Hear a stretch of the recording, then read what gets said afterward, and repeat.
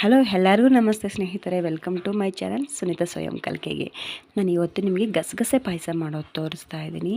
ತುಂಬ ಈಸಿಯಾಗಿ ಮಾಡ್ಬೋದು. ಈ ಗಸಗಸೆ ಪಾಯಸ ಮಾಡಬೇಕಂದ್ರೆ ಕೆಲವರಿಗೆ ಹಾಲು ಒಡೆಯುತ್ತೆ, ನಮಗೆ ಪರ್ಫೆಕ್ಟಾಗಿ ಬರ್ತಾ ಇಲ್ಲ ಅಂತ ಅಂದ್ಬಿಟ್ಟು ತುಂಬ ಜನ ಹೇಳ್ತಿರ್ತಾರೆ. ಸೊ ಯಾವ ರೀತಿ ಮಾಡಿದ್ರೆ, ಏನೆಲ್ಲ ಟಿಪ್ಸ್ ಯೂಸ್ ಮಾಡ್ಕೊಂಡು ಮಾಡಿದರೆ ಗಸಗಸೆ ಪಾಯಸ ಅನ್ನೋದು ರುಚಿಯಾಗಿ ಹಾಲು ಒಡೆದಿರ ಬರುತ್ತೆ ಅಂತ ಅಂದ್ಬಿಟ್ಟು ಇವತ್ತು ನಿಮ್ಗೆ ತೋರಿಸ್ತೀನಿ ಬನ್ನಿ. ಅದಕ್ಕೂ ಮೊದಲು ಯಾವ್ದ್ಯಾವುದು ಗಸಗಸೆ ಪಾಯಸ ಮಾಡೋಕ್ಕೆ ಯಾವ್ಯಾವ ಒಂದು ಇಂಗ್ರೀಡಿಯೆಂಟ್ಸ್ ಬೇಕಂತ ನೋಡ್ಕೊಂಬರೋಣ.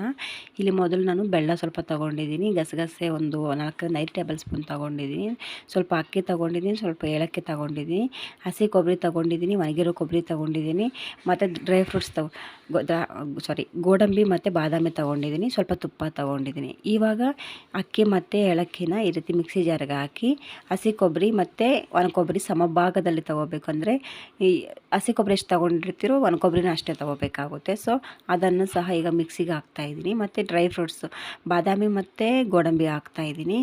ಈ ರೀತಿ ಡ್ರೈ ಫ್ರೂಟ್ಸ್ ನಾವು ರುಬ್ಕೊಂಡು ಪಾಯಸ ಮಾಡಿದ್ದೆ ಆದರೆ ತುಂಬ ಚೆನ್ನಾಗಿರುತ್ತೆ. ಸೊ ಈ ಗಸಗಸೆ ನಾನು ಇಲ್ಲಿ 3-4 ಟೇಬಲ್ ಸ್ಪೂನ್ ತೊಗೊಂಡಿದ್ದೀನಿ. ಜಸ್ಟ್ ಅದನ್ನು ಸುಮ್ಮನೆ ಬಿಸಿ ಮಾಡ್ತಾಯಿದ್ದೀನಿ ಅಷ್ಟೇ. ನೀವು ಈ ರೀತಿ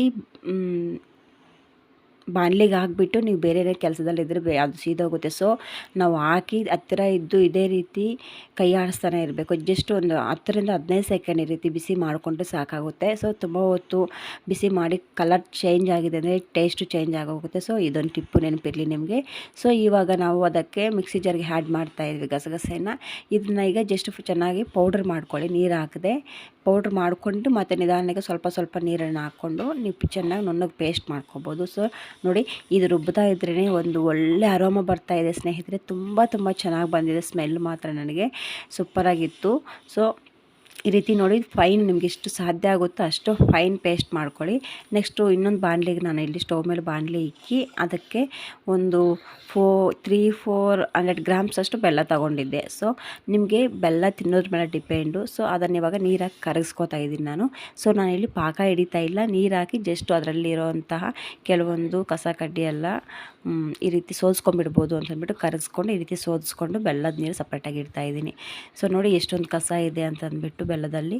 ಸೊ ನೋಡಿದ್ರಲ್ಲ ಸ್ನೇಹಿತರೆ, ಈ ರೀತಿ ನೀವು ಮಾಡ್ಕೋಬೇಕಾಗುತ್ತೆ. ಸೊ ನಾವು ಇವಾಗ ಮಿಕ್ಸಿ ಮಾಡ್ಕೊಂಡು ಇಟ್ಕೊಂಡಿರೋಂತಹ ಕೊಬ್ಬರಿ ಮತ್ತು ಗಸಗಸೆ ಪೇಸ್ಟನ್ನು ಈ ರೀತಿ ಹಾಕ್ತಾಯಿದ್ದೀನಿ. ನೆಕ್ಸ್ಟ್ ನಾನು ಆಲ್ರೆಡಿ ಕಾಯಿಸಿಟ್ಕೊಂಡಿರೋ ಅಂತಹ ಹಾಲು ಒಂದು ಅರ್ಧ ಲೀಟರ್ ಹಾಲು ಕಾಯಿಸಿಟ್ಕೊಂಡಿದ್ದೆ, ಗಟ್ಟಿ ಹಾಲು. ಸೊ ಅದಕ್ಕೆ ಇವಾಗ ಸೇರಿಸ್ತಾ ಇದ್ದೀನಿ. ಹಾಲು ಒಡೆಯೋಕ್ಕೆ ಕಾರಣ ಇಲ್ಲೇ ನೀವು ಹಾಲು ಬಿಸಿ ಇದ್ದರೆ ಇಲ್ಲಿ ಹಾಲು ಒಡೆಯುತ್ತೆ. ಸೊ ಆದ್ದರಿಂದ ಜಸ್ಟ್ ನೀವು ಕಾಯಿಸಿ ತಣ್ಣಗೆ ಮಾಡಿರೋ ಹಾಲನ್ನು ಈ ರೀತಿ ಮಿಕ್ಸ್ ಮಾಡಬೇಕಾಗುತ್ತೆ. ನಿಮ್ಗೆ ಎಷ್ಟು ಬೇಕೋ ಅಷ್ಟನ್ನು ಹಾಲು ಹಾಕ್ಕೊಂಡು ಸ್ವಲ್ಪ ಬೇಕಂದರೆ ನೀವು ನೀರು ಸೇರಿಸ್ಕೋಬೋದು.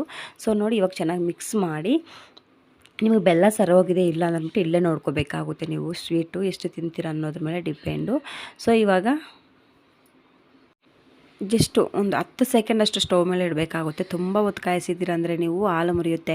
ಸೊ ಇದು ನೆನಪಿರಲಿ ನಿಮಗೆ, ಹಾಲು ಬಿಸಿ ಮಾಡೋಕ್ಕೆ ಹೋಗಬಾರ್ದು ಗಸಗಸೆ ಪಾಯಸ ಮಾಡಬೇಕಂದ್ರೆ. ಸೊ ನೀವು ಒಂದು ಬಾಣಲೆಯಲ್ಲಿ ಮತ್ತು ದ್ರಾಕ್ಷಿ, ಗೋಡಂಬಿ, ತುಪ್ಪ ಈ ರೀತಿ ಡ್ರೈ ಮಾಡ್ಕೊಂಬಿಟ್ಟು ರೋಸ್ಟ್ ಮಾಡ್ಕೊಂಬಿಟ್ಟು ಈ ರೀತಿ ಕಲಿಸ್ಕೋಬೋದು. ಸೊ ನಾನು ಸೌಟಲ್ಲೇ ಮಾಡಿದ್ದೀನಿ. ಸೊ ಇವಾಗ ಗಸಗಸೆ ಪಾಯಸ ರೆಡಿಯಾಗಿದೆ ಸ್ನೇಹಿತರೆ. ತುಂಬ ಸೂಪರಾಗಿದೆ, ನನಗಂತೂ ತುಂಬ ಇಷ್ಟ ಆಯಿತು. ನೀವು ಟ್ರೈ ಮಾಡಿ. ಕೆಲವೊಬ್ಬರು ಹೇಗೆ ಮಾಡಿದ್ರು ಗಸಗಸೆ ಪಾಯಸ ಹಾಲು ಮುರಿಯುತ್ತೆ. ಅದಕ್ಕೆ ಕಾರಣ ನೀವು ತಗೊಂಡಿರೋಂಥ ಬೆಲ್ಲದಲ್ಲಿ ಸುಣ್ಣ ಕಂಟೆಂಟ್ ಜಾಸ್ತಿ ಇದ್ದರೆ ಹಾಲು ನೀವು ಹೆಂಗೆ ಮಾಡೋಕ್ಕೆ ಹೋದರೂ ಒಡೆಯುತ್ತೆ. ಸೊ ಆದ್ದರಿಂದ ನೀವು ಬೆಲ್ಲನ ಚೇಂಜ್ ಮಾಡಬೇಕಾಗುತ್ತೆ. ಸೊ ಇದು ನೆನಪಿರಲಿ. ತುಂಬ ಬಿಸಿ ಮಾಡೋಕ್ಕೆ ಹೋಗಬೇಡಿ, ಬಿಸಿ ಹಾಲನ್ನ ಬೆಲ್ಲಕ್ಕೆ ಸೇರ್ಸೋಕ್ಕೆ ಹೋಗಬೇಡಿ. ಜಸ್ಟ್ ಈ ರೀತಿ ಸ್ವಲ್ಪ ಉಗುರು ಬೆಚ್ಚಗಿದ್ರೆ ಸಾಕಾಗುತ್ತೆ. ನೋಡಿದ್ರಲ್ಲ ಸ್ನೇಹಿತರೆ, ನಿಮ್ಮೆಲ್ಲರಿಗೂ ಈ ವಿಡಿಯೋ ಇಷ್ಟ ಆಗಿದ್ದರೆ ಲೈಕ್ ಮಾಡಿ, ಶೇರ್ ಮಾಡಿ, ಕಾಮೆಂಟ್ ಮಾಡಿ, ಚಾನಲ್ಗೆ ಸಬ್ಸ್ಕ್ರೈಬ್ ಮಾಡೋದನ್ನು ಮರಿಬೇಡಿ. Thank you for